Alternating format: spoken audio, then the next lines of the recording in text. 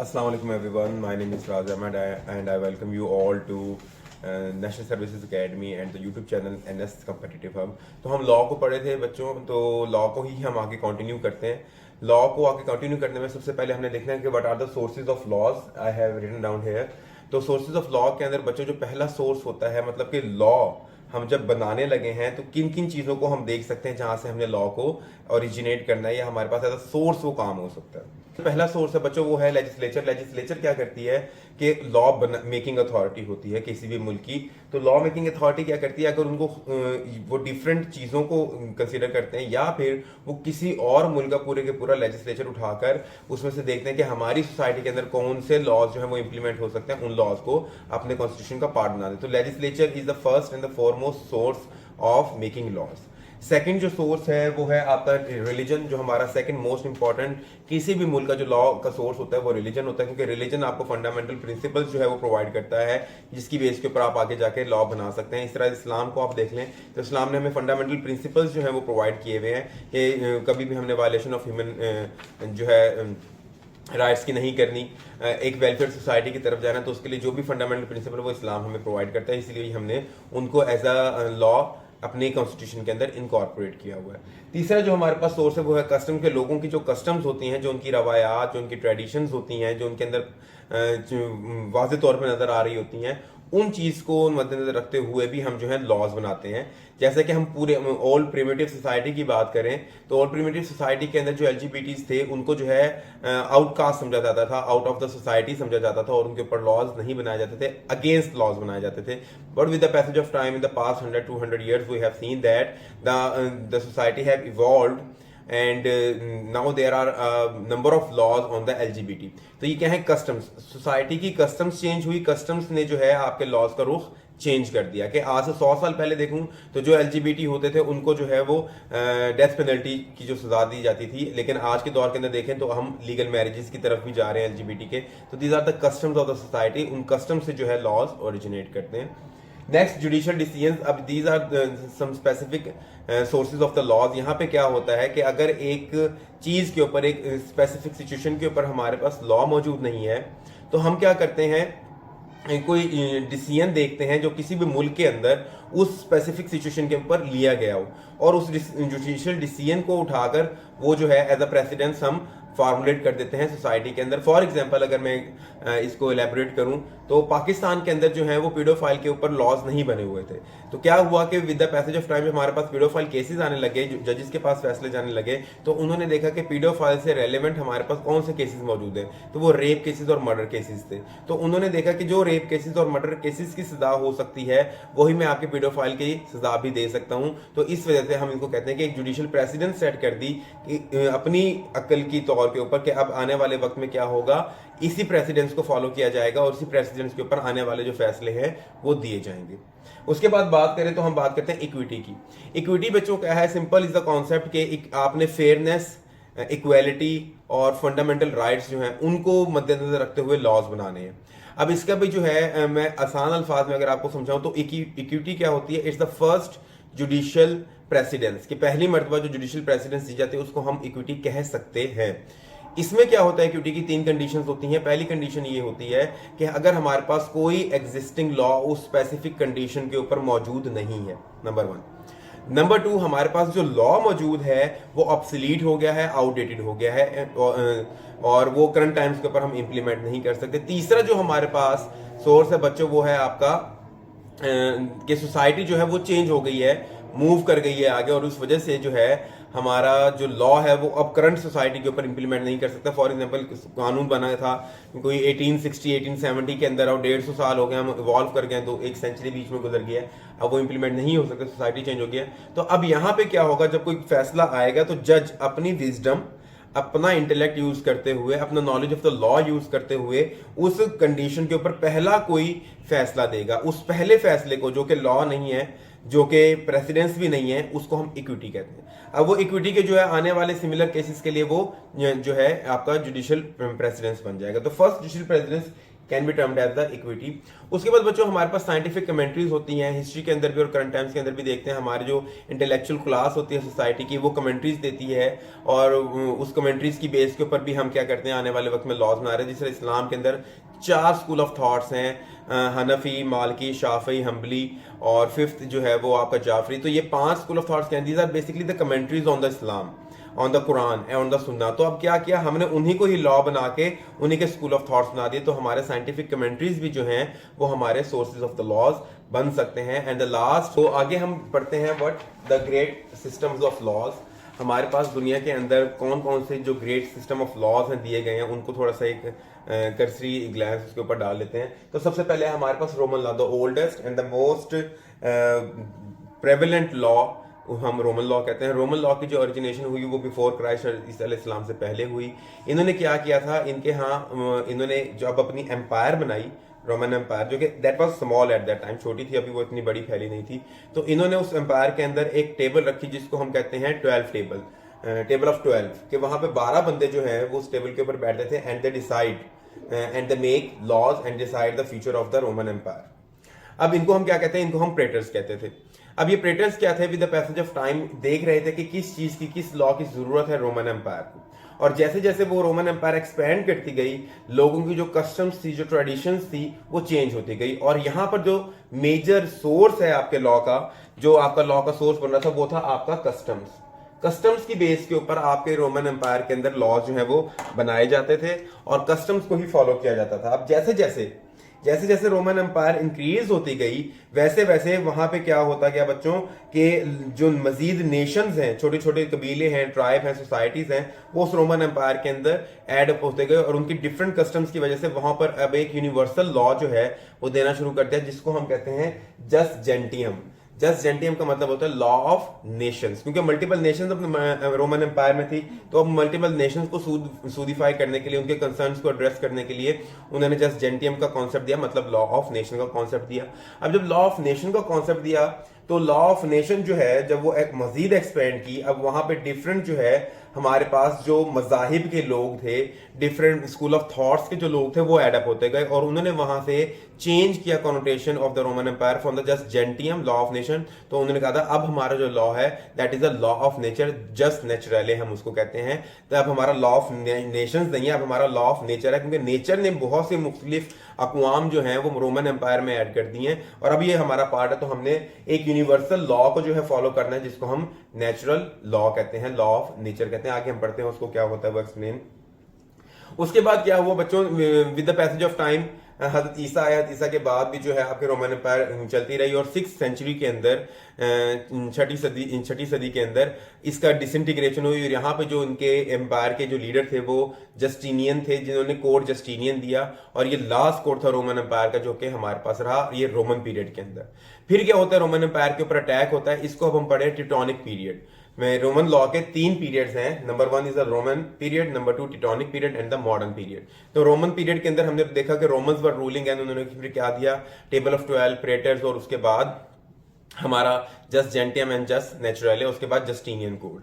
Justinian code के बाद टिटॉनिक्स ने जो है अटैक किया आपके रोमन एम्पायर के अंदर। टिटॉनिक्स कौन थे, ये फ्रेंच थे, जर्मन्स थे, ऑस्ट्रियंस थे, यानी कि मिक्स यूरोपियन ब्रीड थी, जिन्होंने आपके रोमन एम्पायर के ऊपर अटैक किया। जब इन्होंने रोमन एम्पायर के ऊपर अटैक किया, डिसइंटीग्रेट किया, अब वहां पे इन्होंने पूरे रोमन एम्पायर को संभालना था, उसकी बागडोर इनके हाथ में आ गई। अब यहाँ पे जो एरा ऑफ कंफ्यूजन है वो ओरिजिनेट करता है कि don't know how to take the command of such a big empire, और कौन सा लॉ हम इनको दे जिसकी वजह से हमारा जो निजाम है वो सक्सेसफुली आगे चलता रहे। तो यहाँ पे हम इसको कहते हैं this was the era of confusion. Era of confusion के अंदर क्या होता है बच्चों, कि डिफरेंट कॉमों के जो है फीडबैक्स आना शुरू हो जाते हैं, डिफरेंट लोगों के जो रिलीजियस अथॉरिटीज हैं, हमारे पोप हैं, वो ओवर कम करते हैं आपके जो लीडिंग अथॉरिटी है उसको, और यहां से हमारे पास एरा ऑफ कंफ्यूजन हमारे पास एंड होता है डिफरेंट नेशंस के कस्टम्स को क्लब अप करते हुए। बस लेकिन इन सब सिचुएशन के अंदर अगेन जो है हमारा प्रिवेल कौन सा कर रहा है, रोमन लॉ कर रहा है। मतलब डिफरेंट नेशंस के हमने लॉ उठाए, लेकिन उस लॉ के अंदर जो हमें प्रोमिनेंट लॉ नजर आ रहा था वो रोमन लॉ था। उसके बाद तीसरा जो हमारा पीरियड होता है आपके रोमन लॉ का, that is the modern period. उस मॉडर्न पीरियड के अंदर क्या हुआ, जो हमारे पास नेशन स्टेट्स आ रही थी या डिफरेंट एम्पायर्स जो है वो बन रही थी, उन एम्पायर्स ने जो है सोर्स किस चीज को रखा, रोमन लॉ को ही अपना फंडामेंटल सोर्स रखा लॉ बनाने का, उस फंडामेंटल सोर्स के अंदर क्या था कि हमारे पास जो स्विस कोड आ रहा है, हमारे पास नेपोलियन कोड आ रहा है, हमारे पास बच्चों आने वाले वक्त के अंदर जर्मन कोड आ रहा है, ये जितने भी कोड्स है ये सारे हमारे पास आ रहे थे रोमन लॉ से। रोमन लॉ जो है that was a major part and is playing a major role in all those codes. तो ये मॉडर्न जो है वो पीरियड था। उसके बाद हमारे पास जो दूसरा ग्रेट सिस्टम ऑफ लॉ है वो है हमारा English common law. English common law के अंदर बच्चों हम क्या बात करते हैं कि जो आपके इंग्लिश है, मतलब कि ब्रिटेन एम्पायर है, ब्रिटेन एम्पायर ने जो है with the passage of times अपना जो लॉज हैं वो फॉर्मुलेट करना शुरू किए हैं, और उनका जो बेसिक थीम है वो भी कस्टम्स हैं। उनके पास जो लॉज है वो भी कस्टम्स है, इसलिए हम कहते हैं उनका कोई रिटन कॉन्स्टिट्यूशन भी नहीं है। तो जो इंग्लिश कॉमन लॉ है, कॉमन से आप याद रखें कि इससे derive from the customs, custom से डिराइव किया और कस्टम्स के ऊपर उनकी सारी लॉ है। और पहले जो कस्टम्स दी जाती थी, पहले किस कस्टम को नजर में रखना है वो आपकी क्वीन या क्राउन बताता था, मतलब टॉप डाउन अप्रोच थी। लेकिन अब जो है after the end of the colonial period, और जब से हमारा जो किंग है वो एक सेरेमोनियल, एक टिटुलर सॉवरन बन गया है, तो उसमें हम क्या करते हैं, एक बॉटम अप अप्रोच है, यानी कि सोसाइटी जो है वो अपने हाउस ऑफ कॉमन्स के अंदर लोगों को इलेक्ट करती है, हाउस ऑफ कॉमन्स के जो लोग हैं वो फिर आपके लॉज बनाते हैं। तो अब बॉटम अप अप्रोच है कि नीचे से ऊपर तक जो कस्टम चल रही होती हैं उनके ऊपर हम फोकस रखते हुए लॉज बनाते हैं। तीसरा जो हमारा मेजर सिस्टम ऑफ लॉज है वो हिंदू लॉ है। हिंदू लॉ के अंदर बच्चों क्या हुआ कि ये जो है आपका शास्त्रास जो थे, जो हिंदू शास्त्रास थे, उनसे ओरिजिनेट होता है, और divine inspiration is the major source, कि हमने डिवाइनली अपने आप को एक रेगुलर, एक फिट, एक स्मूथ, एक स्ट्रीमलाइन सोसाइटी के अंदर कन्वर्ट करना है। इसके अंदर with the passage of time क्या हुआ, कंपाइल किया मानू ने। मानू जो है उसने सारा हिंदू लॉ को कंपाइल किया। जो शास्त्रास थे, उनके जो पंडित थे, उन्होंने वो जो डिफरेंट सोर्सेज ऑफ कमेंट्रीज लिखी हुई थी उनको कंपाइल अप किया मानू ने, और उसको हम क्या कहते हैं, इट्स द ब्राह्मास, ब्राह्मण्स उनको हम कहते हैं। और ब्राह्मण्स के अंदर दो हमारी मेजर कमेंट्रीज आती हैं, एक आपकी आती है दयाभगा और एक आती है मिताक्षरा। तो ये डिफरेंट सोर्सेज ऑफ लॉज हैं आपके हिंदू लॉ के। और उसके बाद हम आते हैं इस्लामिक लॉ के ऊपर। इस्लामिक लॉ जो है वो रिवॉल्व अराउंड करता है हमारा कुरान और सुन्ना के ऊपर, यानी कि हमारी शरीयत के ऊपर। हमारी जो शरिया है that is Islamic code of life, और इस्लामिक कोड ऑफ लाइफ जो शरिया है वो हमारे पास जो है ड्राइव आउट हो रही है from the Quran and the Sunna. तो this is all about the Islamic laws. These are the 4 great system of laws. अब हम बच्चों मूव करते हैं किसकी तरफ, लॉ ऑफ नेचर की तरफ। That is the major focal point of our today's topic. तो लॉ ऑफ नेचर बच्चों क्या है, इसके ऊपर बहुत बड़ी डिबेट है। बहुत कहते हैं कि that is one of the most important law we have ever witness. कुछ लोग कहते हैं कि no, it is not of any importance. तो we will see what is it actually. तो लॉ ऑफ नेचर के अंदर सबसे पहले हम बात करते हैं उसके ओरिजिन की और एवोल्यूशन की। वो के ओरिजिनेशन कहां से हो रही थी आपके लॉ ऑफ नेचर की, तो ओरिजिनेशन हो रही थी ग्रीक पीरियड के ऊपर। रोमन से भी पहले जो ग्रीक एम्पायर थी उन्होंने जो है जस्ट नेचुरली का जो कॉन्सेप्ट है वो दिया था। फिर यही जस्ट नेचुरली का कॉन्सेप्ट जो है आपके रोमन एम्पायर के अंदर जस्ट जेंट्रियम के बाद वो भी just naturally law of nature के ऊपर जो है वो शिफ्ट हो गए। उसके बाद मिडिल एजेस के अंदर जो है डिफरेंट फिलोसफर्स ने लॉ ऑफ नेचर के ऊपर कमेंट्रीज दी और बताया कि लॉ ऑफ नेचर क्यों हमारे लिए इंपॉर्टेंट है और इसको फॉलो करना क्यों इतना इंपॉर्टेंट है। फिर हमारे पास सोशल कंट्रेक्चुअल फिलोसफर्स आते हैं जो कि आपके लॉ ऑफ नेचर को जो है बहुत ही स्पेसिफिकली और बहुत ही डीपली रीड आउट करके हमें बताते हैं कि सोसाइटी में सॉवरन और लिबर्टी की क्या कॉनोटेशंस होनी चाहिए। हम पढ़ेंगे आने वाले वक्त में फिलोसफर्स के अंदर सोशल कंट्रेक्चुअल फिलोसफर्स को। तो ये एक ब्रीफ हिस्ट्री थी कि कैसे आपका जो लॉ ऑफ नेचर है वो ओरिजिनेट हो रहा था और इवॉल्व हो रहा था। अब हम देखते हैं कि what are the various meanings and what do we mean actually by law of nature. तो लॉ ऑफ नेचर की हम बात करते हैं जो कुदरत का कानून है। कुदरत का कानून क्या है कि मतलब कि कुदरत ने इंसान को क्या पावर्स दी हैं और उन पावर्स को कैसे इंसान जो है रीजनेबल अंदाज के अंदर सोचकर उसको अपनी बेनिफिट के लिए यूज कर सकता है। तो सबसे पहले आपका जो नेचर आपको कहते हैं that is the rule of reason, कि आपने हमेशा किस चीज से सोचना है, अपने दिमाग से सोचना है। क्योंकि आपकी कुदरत ने, आपकी नेचर ने आपको एक फैकल्टी दी है इंसान को, that he has the reason, he has the intellect, he has the brain. तो आपने क्या करना है, हमेशा दिमाग से सोचना, और दिमाग से सोच के जो चीजें आपको सही लगेंगी वही आपको लॉ ऑफ नेचर बनता जाएगा। फॉर एग्जाम्पल, हम जब पैदा हुए तो हम फ्री थे, हमारे ऊपर कोई सोसाइटल चेंज नहीं थी, and we were free to do anything we want, we were free to roam around, we were free to say anything, we were free to follow any religion. तो अब यहाँ पे हमारे पास एक सिंपल कॉनोटेशंस आती हैं from the faculty of reason कि we have free will, और हम क्या कर सकते हैं, we should have the freedom of expression, freedom of religion, freedom of association. तो ये सारी चीज फ्रीडम जो है हमारे पास होनी चाहिए, यही लॉ ऑफ नेचर है। उसके बाद हम बात करते हैं लॉ ऑफ गॉड, क्योंकि nature is made by God. तो जब गॉड ने बनाई है नेचर को, तो जो लॉ ऑफ नेचर है that ultimately become the law of the God. तो अल्लाह ताला ने ही या खुदा ने ही हमें वो सारे कवानीन जो है वो फ्राहम किए हैं कि हमने इन चीज़ों को फॉलो करना है। उसके बाद आइडियल लॉ, कि नेचुरल जो लॉ है that is an ideal law, उसके अंदर कोई कमी कोई कोताही नहीं है, क्योंकि it is ultimately the made by God. तो गॉड ने जो लॉ बनाया है that has no fault in it. तो यहाँ पे हम बात करते हैं it's an ideal law. Next we talk about the moral law, कि नेचर इज नेवर इमोरल, ठीक है, नेचर इज फेयर। तो जब हम फेयरनेस की बात करते हैं तो हमारे पास मोरल वैल्यूज जो है, हमारे पास एक सेट रूल्स हमें नेचर प्रोवाइड करती है कि आपने कैसे अपने आप को मोरली जो है सोसाइटी के वेलफेयर के लिए इस्तेमाल करना है। And the last is uniform, कि लॉ ऑफ नेचर जो है वो चेंज नहीं होता, it's not changeable, it's uniform. पूरी अर्थ के ऊपर, पूरी जो जहां जहां नेचर मौजूद है वहां पे उसका सेम ही लॉ रहेगा। तो वहां पे हम जहां जहां नेचर मौजूद है वहां वहां हम जो रीजन के तौर के ऊपर लॉ ओरिजिनेट कर रहे हैं उनको हम चेंज नहीं कर सकते। उसके बाद हम बात करते हैं कि प्रिंसिपल्स क्या हैं आपके लॉ ऑफ नेचर की। तो बच्चों एक principle, justice is a part of human nature, के इंसाफ जो है वो आपने मेंटेन रखना है। इंसाफ जो है वो कुदरत ने इंसान के अंदर जो है वो इंस्टॉल कर दिया और हम इसको वायलेट या शिफ्ट नहीं कर सकते। उसके बाद बात करते हैं कि नथिंग अनरीजनेबल इज जस्ट, जो चीज हजम ना हो रही हो दिमाग को वो कभी सही हो ही नहीं सकती, ठीक है। तो जो चीज जहन को समझ आ रही हो, वो कह रहा हो कि हाँ this is reason, this can be true और दिस शुड बी डन, वही बात ठीक होगी, इसके अलावा कोई बात ठीक नहीं होगी। Nothing is unjust. यहाँ पे हम बात करें कवानीन के हवाले से, कि कुदरत जो है वो हमें खुद ही बता रही होती है कि ये जो पैटर्न है, ये जो चीज लेकर आई जा रही है दैट इज अनजस्ट। एलजीबीटी की हम बात करें तो नेचर क्लियरली कहते हैं that doesn't exist in the nature, तो you can not have it in your society, ठीक है। तो नथिंग अनरीजनेबल इज जस्ट।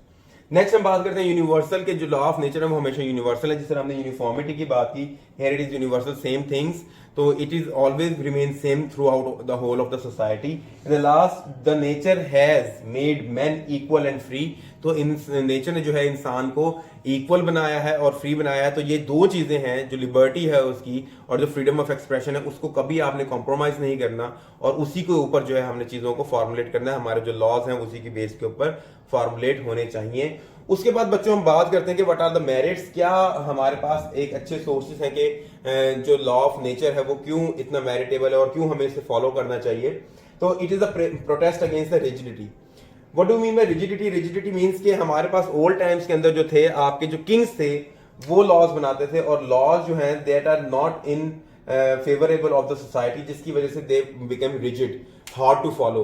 लेकिन लॉ ऑफ नेचर जो है it is a protest against the rigidity. वो कहता है कि नहीं, मैं रिजिडिटी को नहीं मानता, always have flexibility in the laws, और जब आपको जरूरत समझ लगे कि आपकी society wants a change in the law, you should change the law. Can't be disregarded by power. आप कभी भी नेचर को जो है वो पावर के जोर से अवॉइड नहीं कर सकते। हमने पहले भी पढ़ा था जहां हमने सॉवरन के ऊपर लिमिटेशंस पढ़ी थी कि what are the limitations of the sovereign. तो हमने कहा था एक नेचुरल लिमिटेशन है सॉवरन के ऊपर, कि आपका सॉवरन कभी भी नेचर को कहे कि सूरज ने आज 10 बजे निकलना है, तो क्या सूरज 10 बजे निकलेगा? नहीं। आज अगर आपका सॉवरन कह दे कि शाम को 6 बजे बारिश होनी चाहिए, क्या बारिश होगी? नहीं। तो nature is not subordinated to sovereign, और this is what we are studying here कि can't be disregarded by power. Nature को आप कभी डिसरिगार्ड कर ही नहीं सकती। Nature has its way to come back and have an upper hand over the human kind.